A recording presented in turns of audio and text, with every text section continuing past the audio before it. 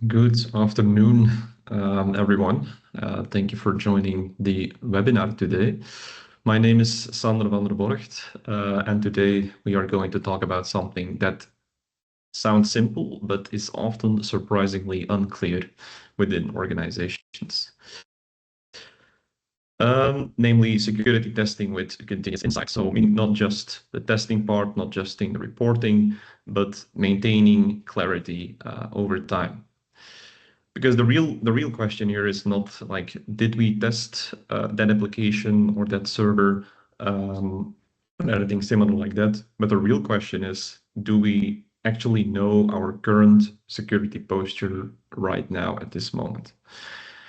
And today I want to challenge on how we think about offensive security and vulnerability management. So let me start with a direct question towards you. How many vulnerabilities are truly fixed in your organization today? So not reported, not assigned, not planned, but actually validated as closed. And if we pause here for a moment, I think that many organizations struggle to answer this question with confidence because there are lots of reports, vulnerability assessment reports, pen testing reports. Each vulnerability is assigned in a separate ticket. There are multiple dashboards that are being used. But there is often no clear time clarity on the current risks that affect your organization. And that gap between activity and actual validated closure is where the exact risk lives. But also let me briefly introduce myself. So my name is Sander van der Borgt. I have been working in offensive security for more than 8 years now. And my focus has always been on penetration testing, offensive security engagements across various industries, from financial institutions to manufacturing, healthcare, but also enterprise environments. And across all these organizations, I've seen a common pattern that security testing itself is rarely the biggest problem. The most important aspect is what happens after the report, and that's where the complexity kicks in. And that's the thing that we will explore today in this webinar. So here is what we will cover in a few more minutes. So we will start discussing on how offensive security has evolved over the past years, and especially last year. And then we'll look into the real challenges that our organizations are facing today with vulnerability management. We'll introduce a so-called continuous insight model together with a short demo on how the platform works and what we are able to provide. Then after that, we give you some operational clarity examples, which actually are key benefits on why we believe that the continuous insight model can help your organization. And then we will close off with some practical best practices on how to make your vulnerability management program work smarter. And of course, we will leave some time for questions at the end. So evolving offensive security. Offensive security used to be a linear scope was defined, the test was executed, and the report was delivered. And then after that, the remediations were discussed. What we see nowadays is that organizations, they deploy or they operate in a continuous deployment environment. Every day, new code is being deployed, APIs are constantly updated, business requirements shift quickly, So security testing or penetration testing can no longer be static in a dynamic environment. And that's why the focus has moved from reporting to visibility, from documentation to validation, and from isolated testing to a continuous insight. And automation helps us to move faster into this. And what's accelerating this evolution even further is AI.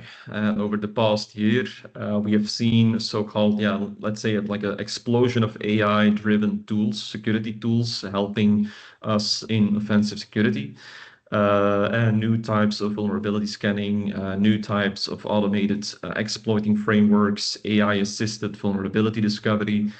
It actually almost feels like a new solution is being published on a daily basis, and many of them really look promising.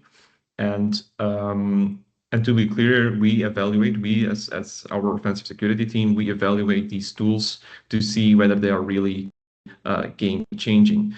We test them, we experiment with them, we integrate them in where they can create value, because nowadays we already use it more like a virtual assistant, where it can come in interesting in providing specific set of payloads that would have taken a lot more time if it has to be done manually.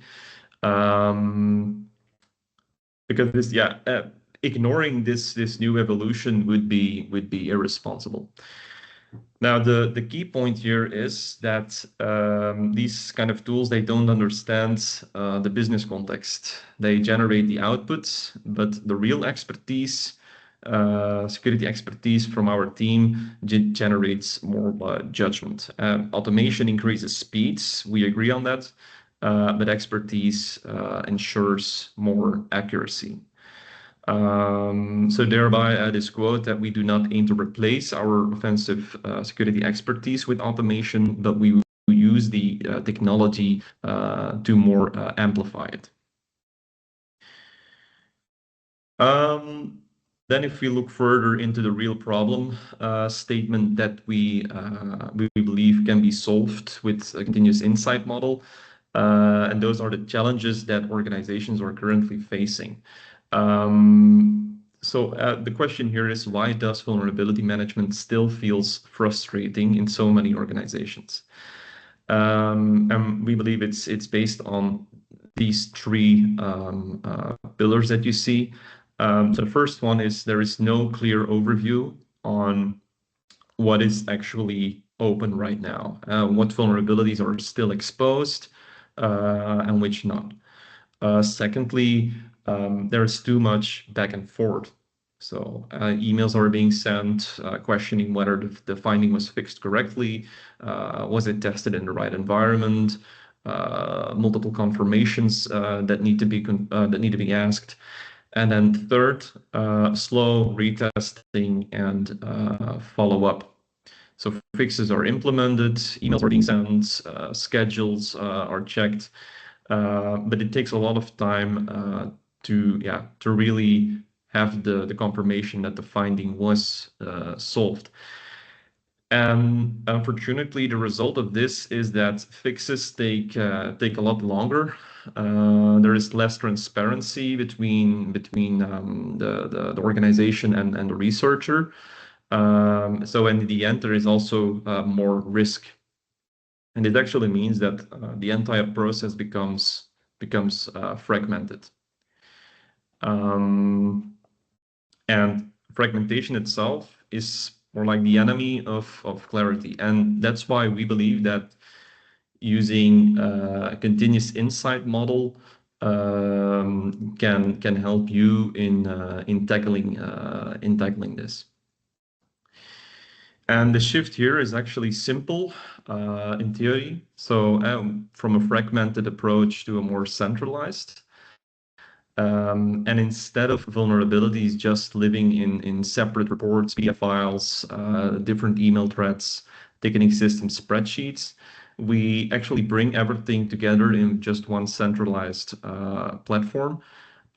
which is based on three pillars. So visibility, you have access to the vulnerabilities that are affect your organization using a digital platform, which is 24/7 available, and it gives you an immediate indication on the current risks. More will become clear in a short demo that we will give after this slide. Secondly, built-in collaboration. So built-in collaboration between the researchers and the customer, where they can discuss findings that were reported, but also the retesting part. So that's more the control part, and that's one of my personal favorites with this model is that there's a really efficient retesting workflow, which reduces the overhead for both parties significantly. And all of these three together in just one secure environment. All right, so I would say yeah, enough theory. So let's dive into a demo of the platform.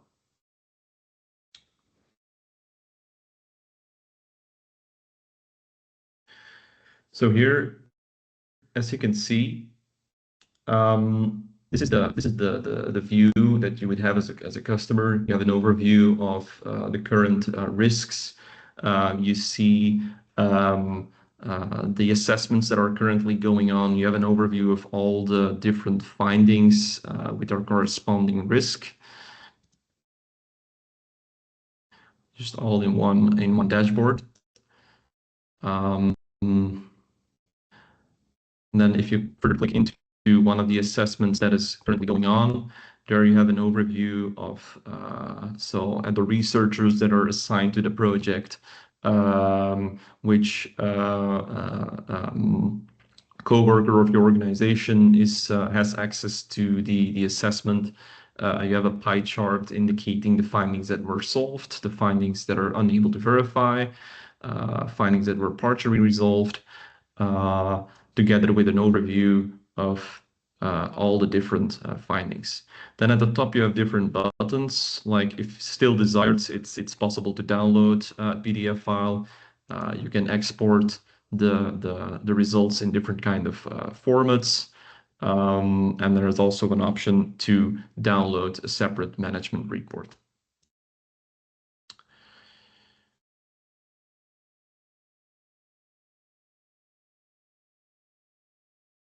So there you have an overview of the findings, but you also have an overview of the different targets that are in scope. For each target, you have an overview of the findings separately.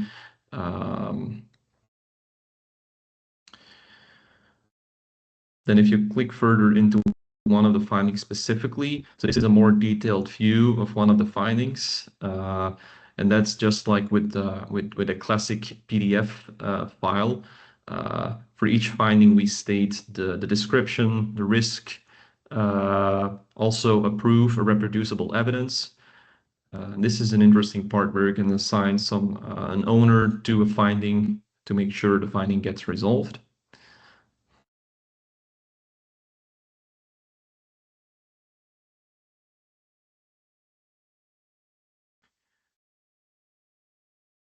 Then at the bottom, you have the option to provide comments if you have some questions about a finding. And this is where the collaboration between you as a customer and the researcher takes place.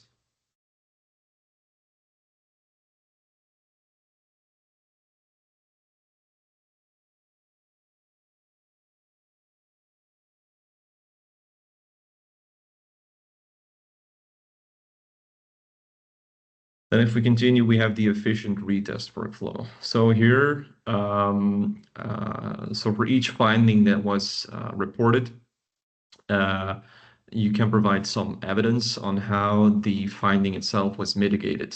So this can be like screenshots, code snippets.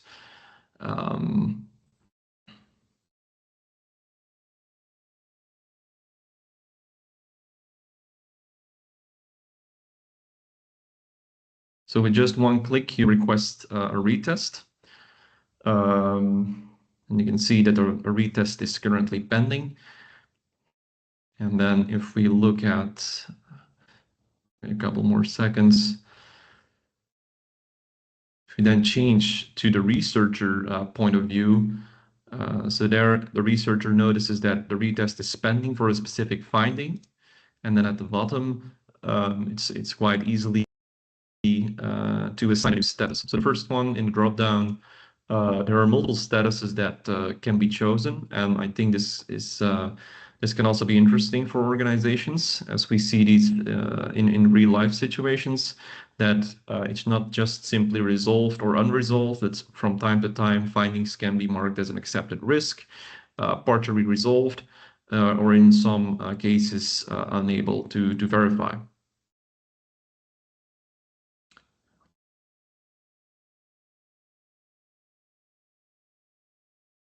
So we mark the finding as resolved.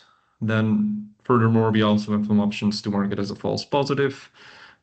So by default, we set it to under review status, and then the researcher provides proof that the finding has been resolved.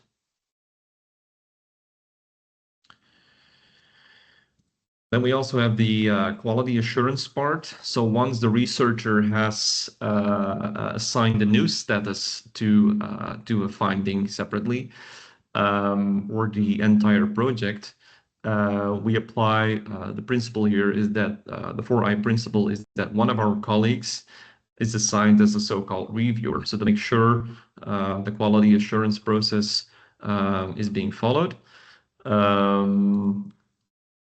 He looks at the retest evidence and decides to approve and publish that specific finding.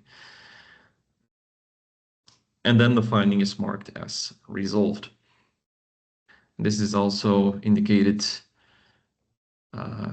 in the actionable insights, as you can see. So this is also an overview that you have access to. There you can see the number of findings that were found throughout the time, including unresolved findings by severity, but you can also rank them by targets. Furthermore, we also have some other actionable insights like remediation, how long it takes. And then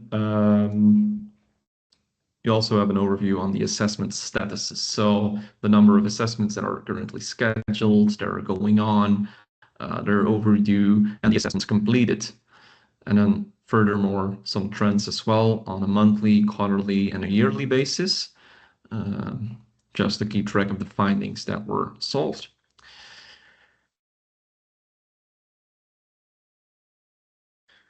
Right, so that was the demo of the platform that we made available for you.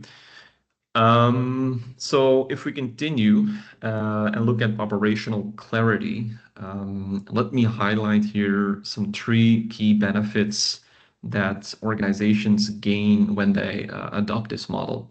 So not just theoretical benefits, but real operational advantages. The first benefit, major benefit here is real-time collaboration. Because in traditional models, the communication is more fragmented.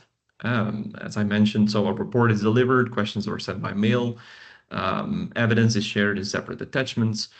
So in the end, the context gets lost. And with this model, with a shared operational environment, the collaboration becomes continuous. The researcher and you as a customer operate inside the same finding, and the context remains intact. So technical nuance is preserved, evidence is attached directly to the issue, so this reduces misunderstandings significantly. Most importantly, it actually accelerates remediation of the findings, the vulnerabilities. Secondly, and this is also my personal favorites, I believe that expertise should be spent on breaking the systems and not just on formatting documents. Because we believe that administrative overhead limits offensive depth.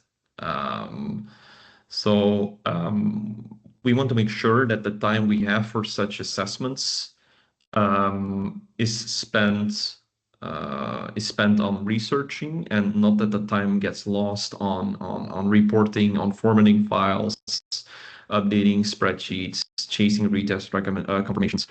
And yeah, that's what we are able to overcome with the platform.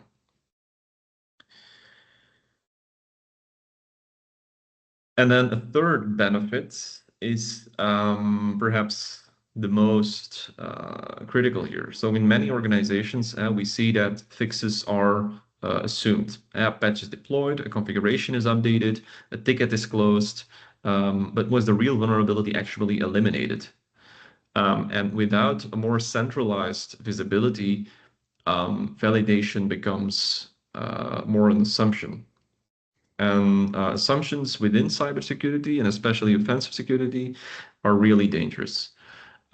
So to conclude here is like operational clarity ensures more that fixes are validated, not presumed. The status is visible in real time. And every vulnerability has its own life cycle.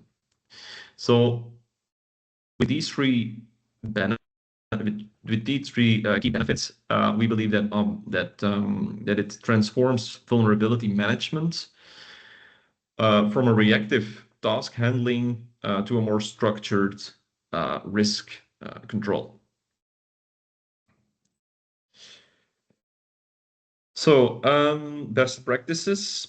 So up to this point, we have discussed evolution, challenges, but also operational clarity. But models and frameworks only matter if they translate into real action. So let's make this more practical. So based what we have seen in across many organizations, there are a few best practices that consistently separate mature vulnerability management from reactive processes. So what works in practice to make your vulnerability management work smarter? So the first one is assign clear ownership immediately, and that's also something you have seen in the demo.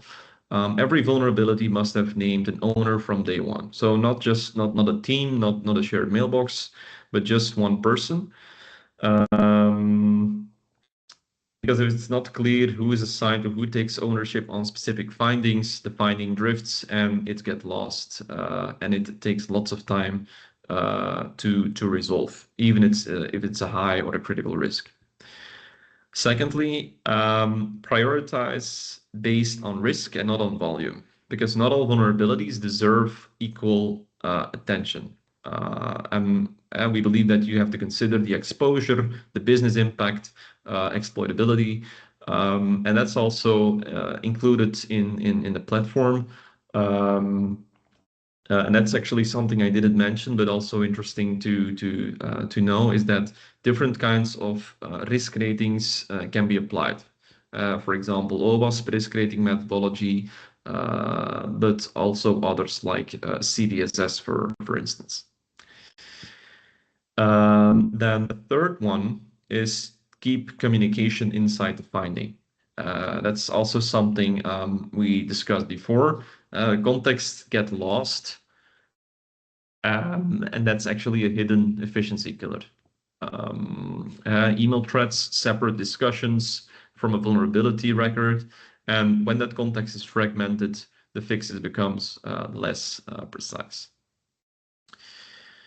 Number 4 is plan retesting strategically. So retesting itself should not be reactive or ad hoc, but it should be structured. Here I believe that with the platform, as you have seen in the demo as well, it is really efficient to request retests for findings separately. In the past, what we noticed is that organizations wait until all of the findings in the report were fixed before requesting a retest, and that time gap in between is actually a risk that is exposed. Using this model, we solve that problem, because once that an issue has been fixed, you as a customer can actually immediately request that finding to be retested. And then the last one is to use dashboards to improve transparency. So dashboards are not just reporting artifacts, but they are real operational decision tools. They should give an instant view on what is currently still open, what is our risk, what are the critical findings, what is currently being retested, what is marked as a false positive, and many more. So up to now, we have walked through 5 practical principles, and all of these are embedded in the model that we discussed earlier. So, and here I would like to come to an end and mention that the continuous insight model is not just about tooling, but it effectively operationalize these 5 best practices that we mentioned here. And just to remember that speed comes from structure and not just from pressure. Proximus Next. Inspired by tech, driven by people.